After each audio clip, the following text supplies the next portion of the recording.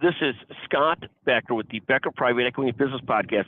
This is a quick market update, 6 key points and stats. Thank you for listening. First, the markets point mildly down today, mostly on concern about whether Congress and the White House will be able to figure out this debt ceiling issue, something that's got to be solved, and hopefully it's solved with some control over the budget, not just let the budgets keep on going up. As we talk about constantly, debt kills. It kills countries, it kills companies, it kills families, debt kills. We've got to get that debt under control. This doesn't mean that the crazies on the right can act too crazy, but what they're doing is necessary to find some balance between debt and spending. So that's one point. But the markets are down a little bit this morning based on concerns about them being able to find some middle ground in this. Second, it will be the second point in this is, it will be a real feather in Joe Biden's cap if he could sort of get his party in order and find a middle ground with these people. It'll give people a lot more confidence that somehow there's an ability between the right and the left to build consensus on different important issues.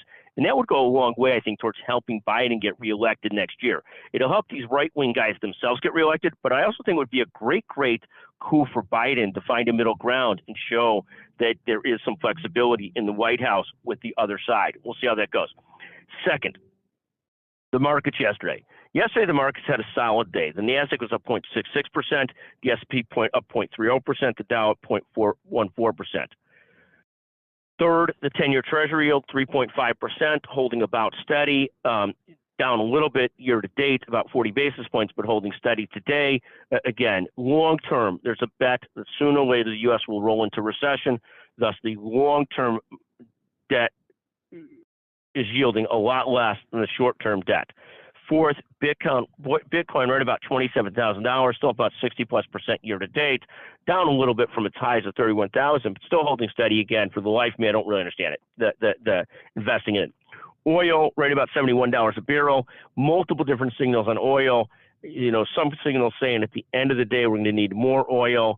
Others saying there's a slowdown, but the slowdown is what's caused us to get down to $71 a barrel. We'll see how it looks in the long run.